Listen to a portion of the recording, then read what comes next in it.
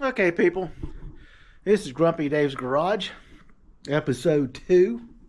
I gave you that 48-minute hello and trying to get you into the build. We just found out that, this is the 76, the 77 is the parts car. Hopefully the titles get back and I can verify some numbers here. But I got the plate at the door. Made in June of 76.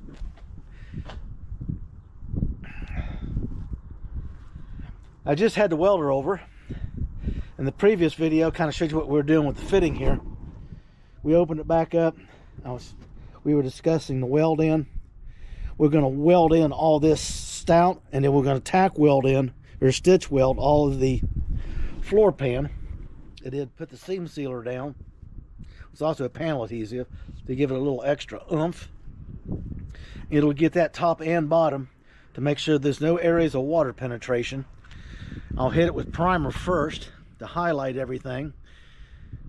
Hit it with a light gray, and then I can come in and do the seam sealer and get the bright light on it. I face it straight up to make sure there's no gaps in it. If you're going to do it, you might as well do it right. Because if we can finish the weld up tomorrow, we'll cover it up for the rain, and then my next day I can come out here and make the patches for the passenger side and have them laying in there, and I'll get them in myself. And then we were discussing the engine mount, and this car had an MGB GT V8 radiator in it. I didn't know that. It's a radiator to me on these little cars. But he says a 3-core radiator about that thick. I said, yeah. I showed it to him. He said, oh my God, that's a copper radiator out of a GT, and a V8. And I thought, okay. I told the guy, I said, it's yours when we clean up, because the fins and stuff are out of it. I'm not having it record. I got a brand new all aluminum one in there that I made a deal, paid $129 for free shipping on it, to a guy that I talked to about getting one, and he changed his supplier. And when he changed the supplier, he had a bunch of them left over, not that many of them, like 5 or 6. So people had been interested in them. He was sending them messages, and when I replied, he was making a deal to take it. He just wanted to shoot them out the door and be done with them and bring in the new supplier all at once, instead of taking one supplier and shipping them and then taking the order and filling it with another part. He advertised who built the part, so he didn't want to go doing that. You know, oh wait a minute, somebody's got some ethics in business. We can't let that slide by. We're going to have to file a complaint with somebody on that.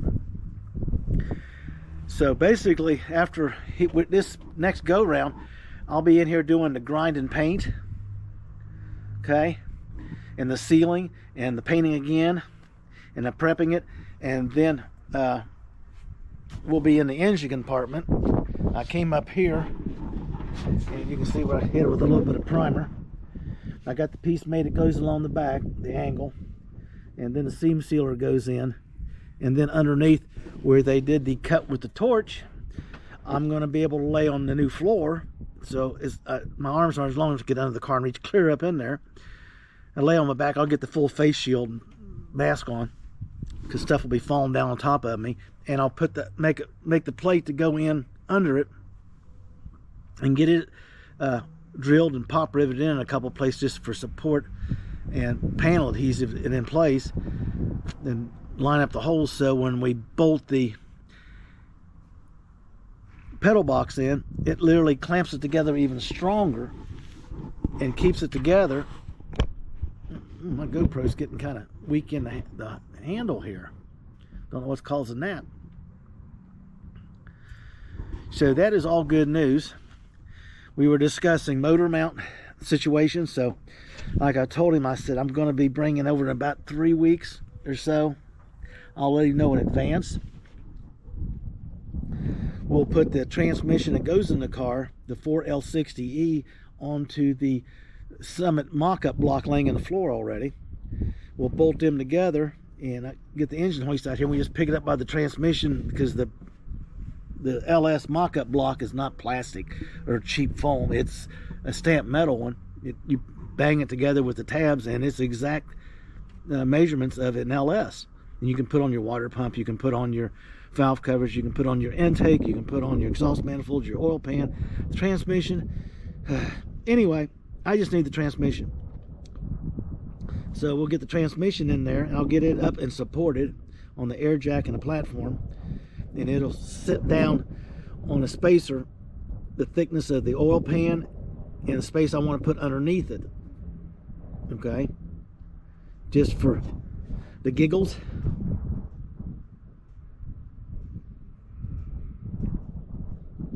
And then we got to make sure that when we do it, we'll bring the rack and pinion back in and just let it in there, because I got to have the diameter and height, and we'll dial it in exactly where it needs to be. And then we'll know whether we can use these pads. I'm going to take the motor mounts. That one was broken. This one is broke off too.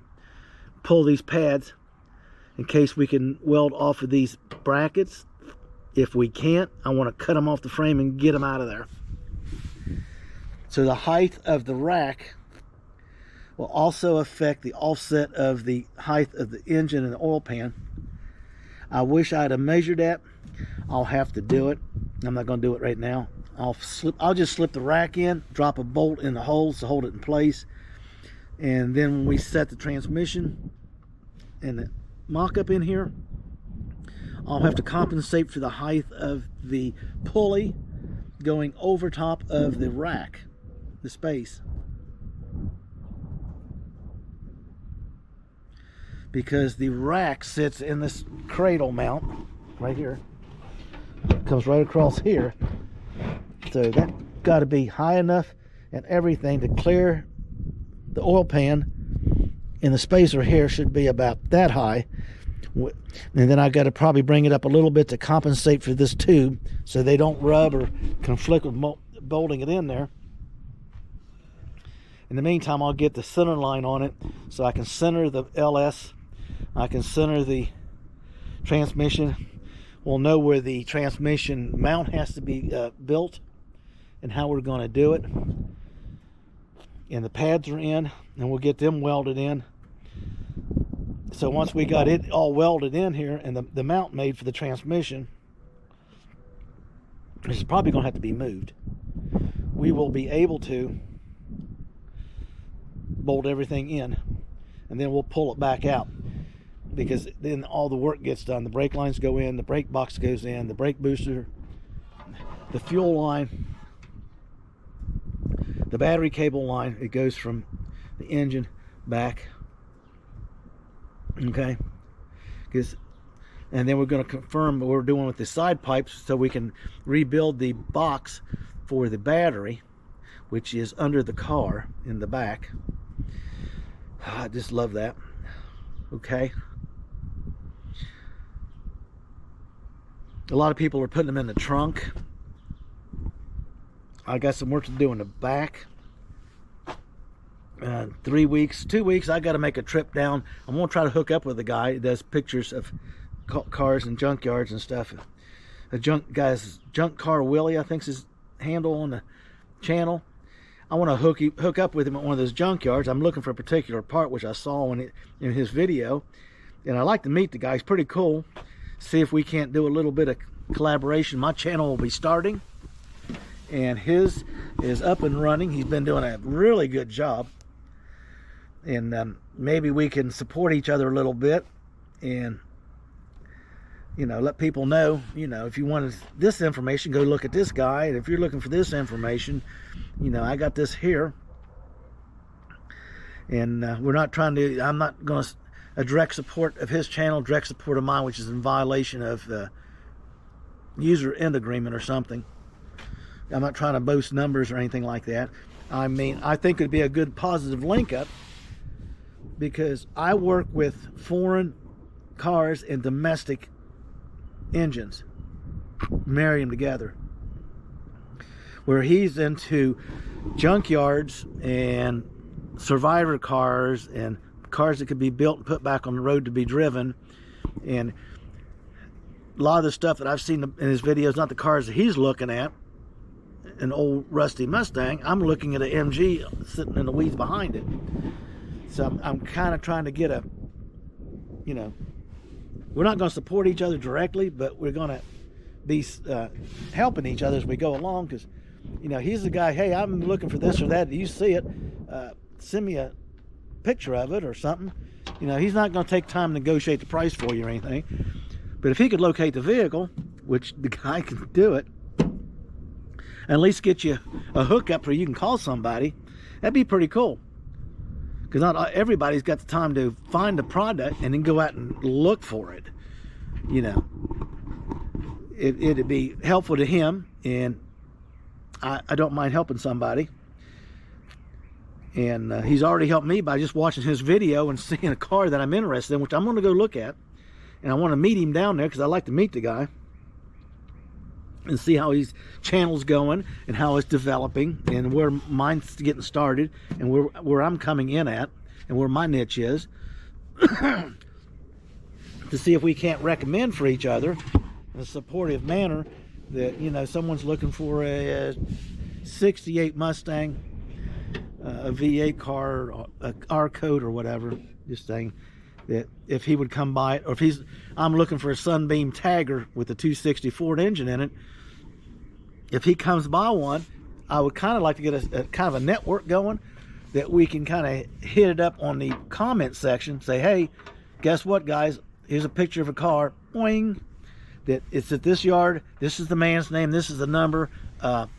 This is what he asked for it, or whatever. If you're interested, give the guy a call or drop him an email or whatever, and be kind of a way to help each other. I think that would be interesting to do. It would be fun. Meet a lot of interesting people. This guy's a character. I can't wait to meet him. I'll probably buy lunch just for him meeting me, and we'll get together and talk and see what he's seen and what I'm interested in, and maybe he can give me some directions and some numbers to call as I'm looking for my next project or hunting a project for one of the guys who wants one, or vice versa. Or I can send him his way. It makes no difference. I'm not monetizing sending money to find a car for somebody. I don't want to get involved in negotiations or the pricing or none of that crap. It's up to you. If you want the car, you just contact the owner, and this is how you do it, type deal. And he does a lot,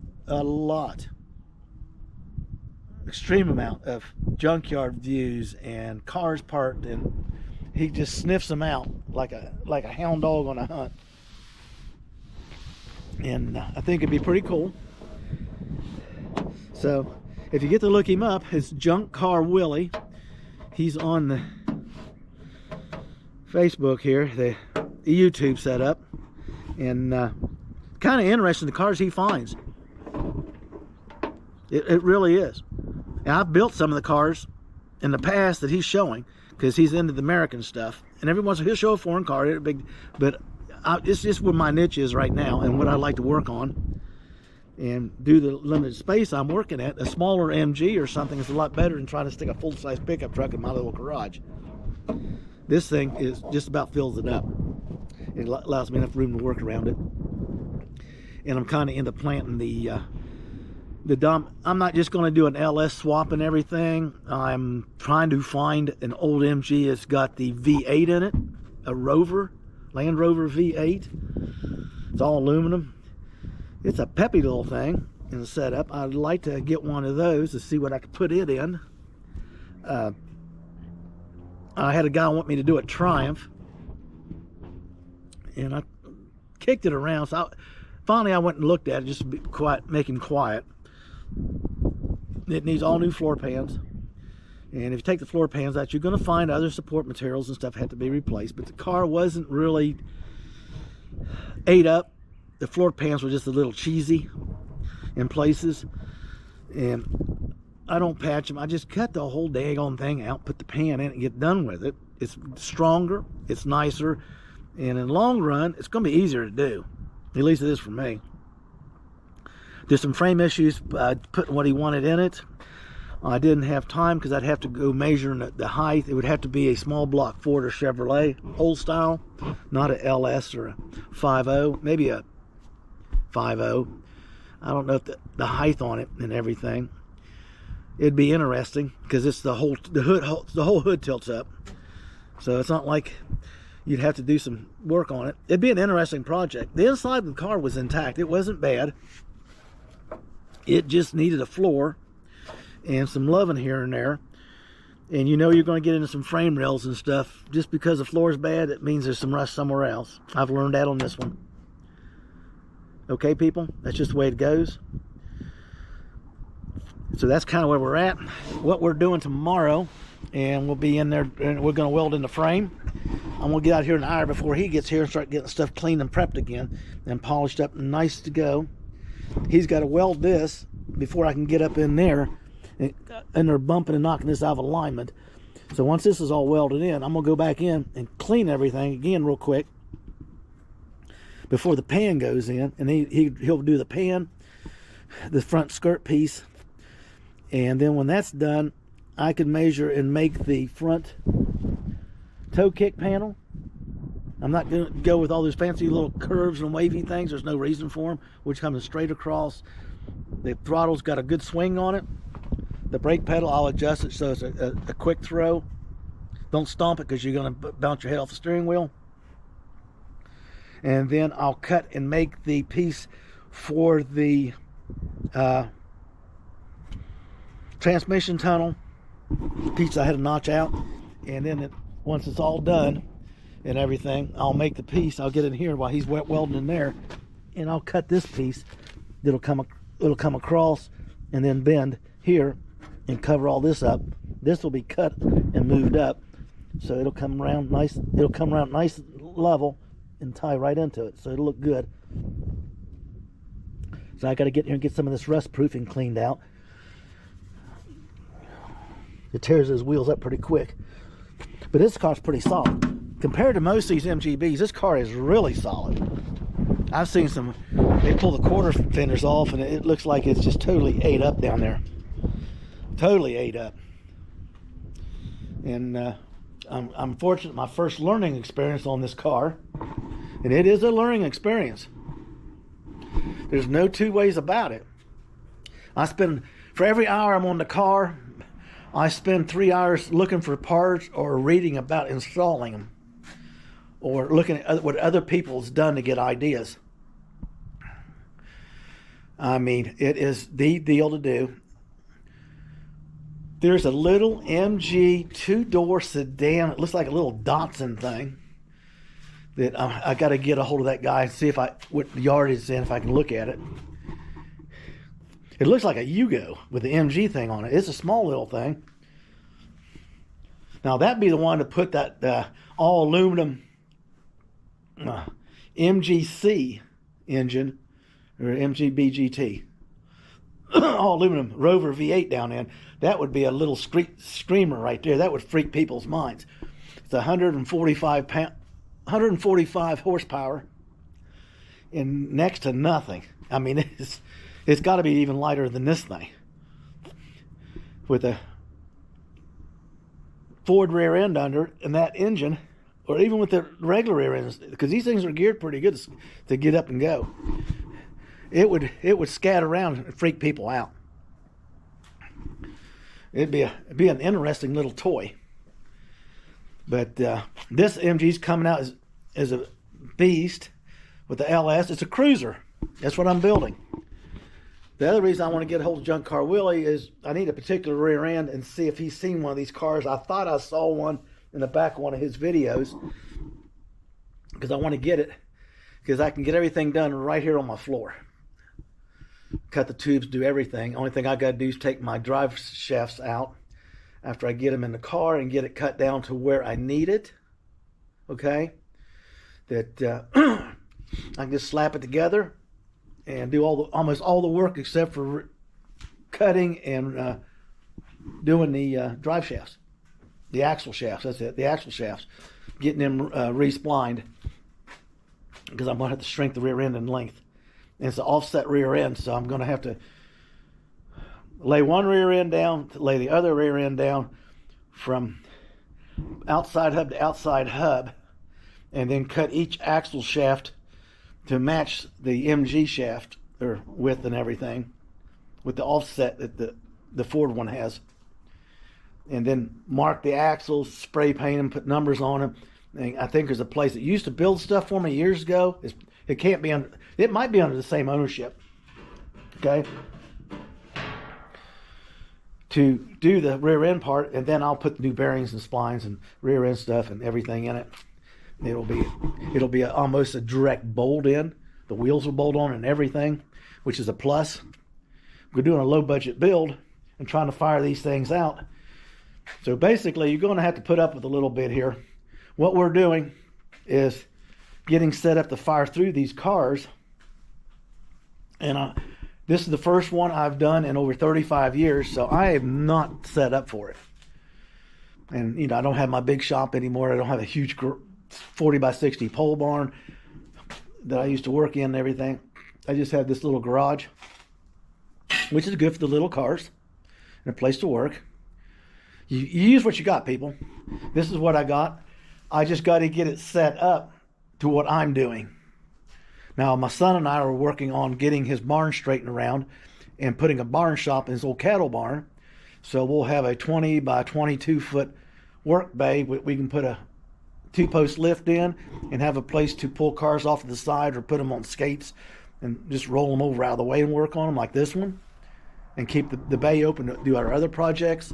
He's got a Mustang Roush that was my retirement car. It's 2001, the first Roush that came out, and he made so many of them and gave so many to every state.